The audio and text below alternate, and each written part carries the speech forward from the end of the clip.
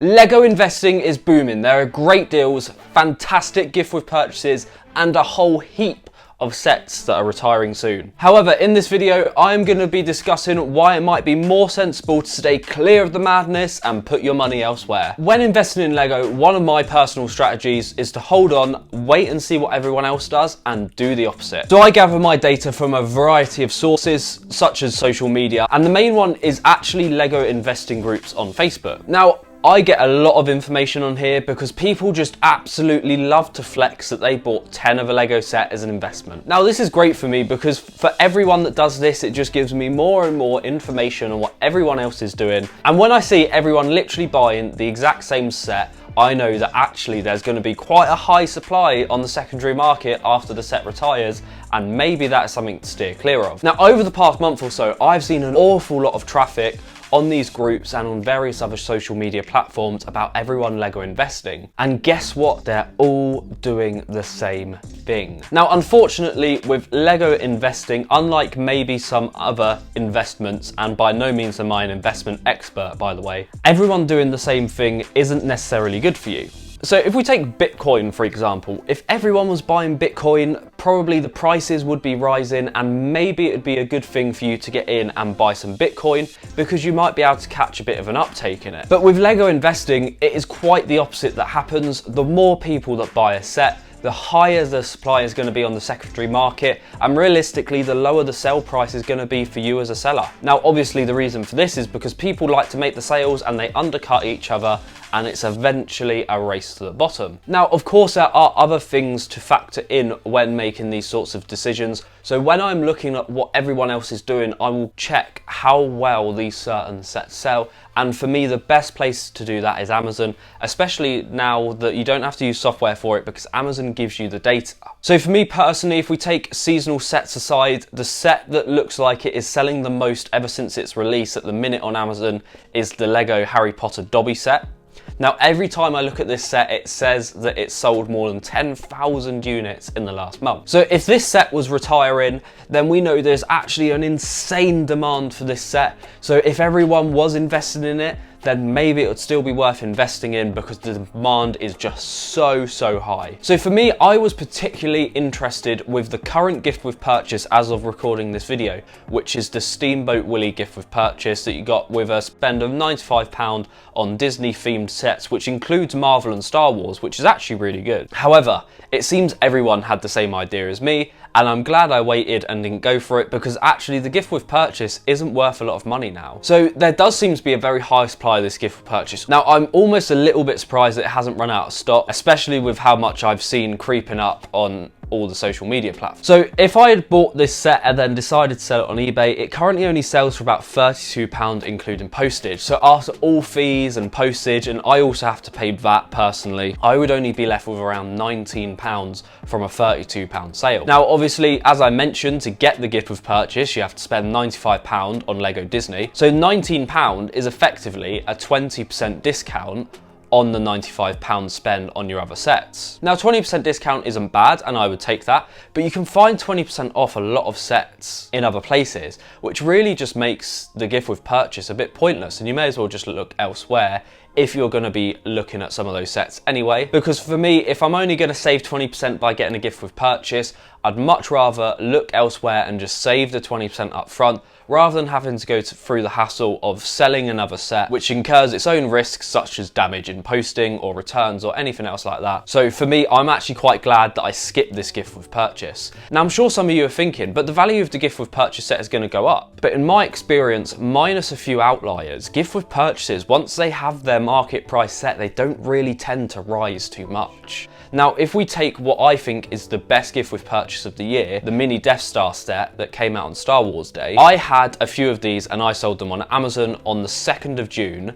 and I sold these for £54.95 each. Now on Amazon, the price of these has only gone up another £10 since I sold mine. So for me, by the time I paid the extra VAT and the extra fees, I'd maybe be left with another £7 profit if I'd sold it now versus back in June. But for me, I'd much rather had that cash in June, reinvest it in other things, which I've then sold and made more money. Now for me, this is proof, along with many other sets that I've watched that have been gift purchases that they don't really rise in value. Once that market price has been set, they don't go up too high. So like I've already mentioned a couple of times, everyone seems to be going after the same sets at the minute.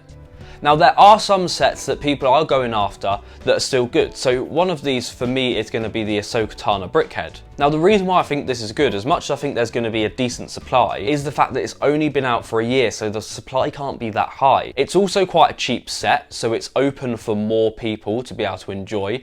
Especially with the economy how it is and the cost of living crisis, people can't afford big Lego sets. So these smaller Lego sets are going to be more popular. So something like the Katana Brickhead, I think for me, is still something I will be looking at.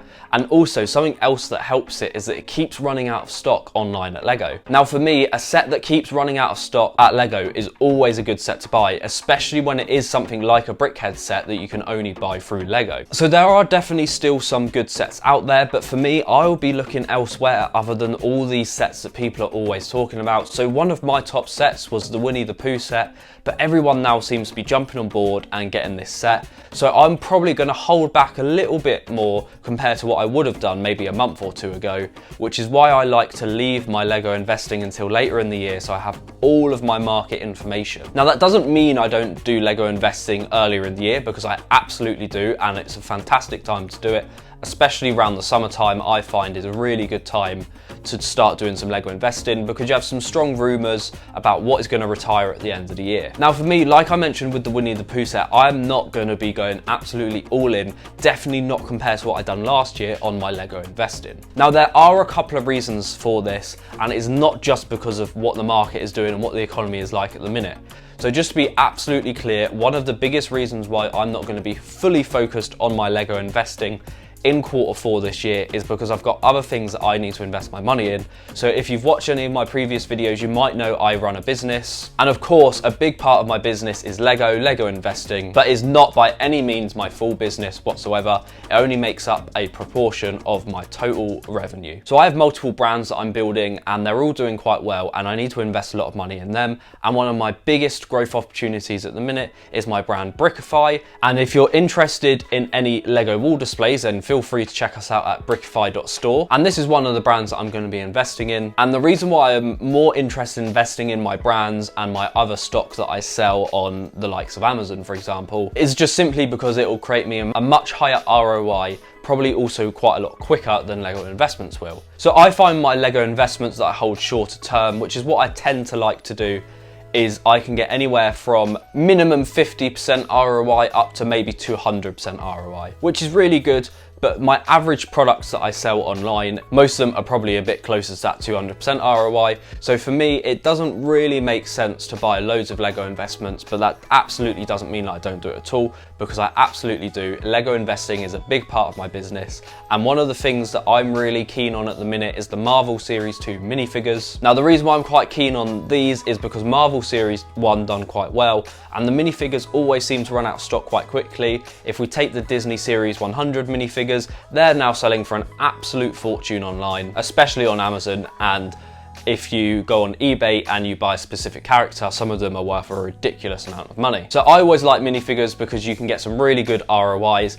And for me personally, that is what I'd be considering more than Lego investing at the minute if I didn't run my other businesses. Because I think you can actually make a lot more money from doing these other things. And I think part of the reason why people do Lego investing rather than some of the reselling is because of laziness. I believe that some people think that they can just pick up a Lego set like that, hold it for a year, sell it down the line, and make a bit of money on it. And I've been in this game a long time, the buying and selling of Lego. Granted, Lego investing is very good, you can make some good returns on it, and it is quite low effort. But there are many more ways you can make a hell of a lot more money by buying and selling Lego. And for me personally, I would rather make more money and put more work into it. So if I wasn't doing my businesses, I would be looking at doing minifigures. Like I mentioned in a lot of my videos, one of the best ways to make money with Lego is to buy minifigures, find out what characters inside, and sell them as the specific character online, because you can make much higher ROIs than you can through Lego investing, and you can also sell them instantly,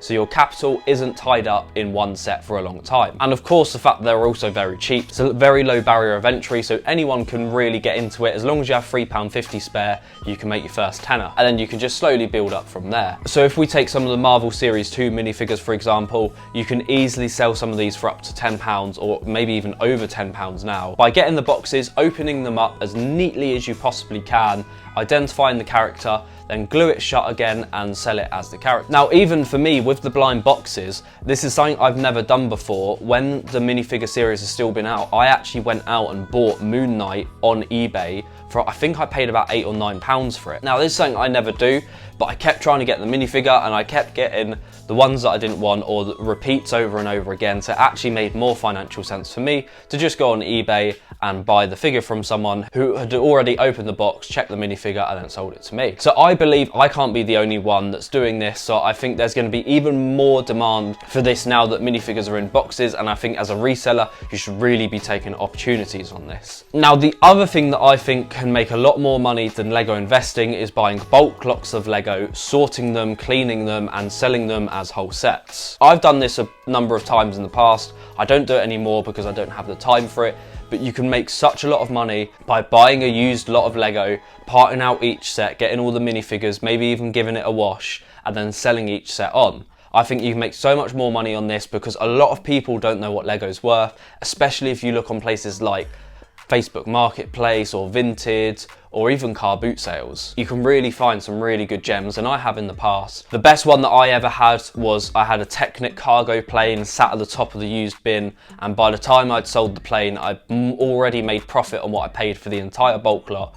So then I also had the rest of the bulk lot to then sell as more profit. So I believe if you're the sort of person that doesn't have a massive budget for Lego investing, I would definitely consider steering clear of investing for the time being and looking at some of these other arbitrages that you can do to make more money on Lego a lot quicker. Now, if you're the sort of person that has a much larger budget, or maybe you don't have as much time, then Lego investing is absolutely still a fantastic way to make a lot of money. My main issue with Lego investing, especially for newcomers, is that your money is tied up in your investments until they reach either the price you're happy with, or sometimes even a price where you can break even. I've had this a few times in the past where I've bought some sets of investments a few years ago when I was first starting out, and they really didn't go up in value, and I had to decide whether I wanted to sell them for either what I paid for them or maybe even a slight loss, or hold on to them and not be able to buy any more Lego investments or anything like that for a long time until their value went up. And this is the biggest problem that I think a lot of Lego investors face.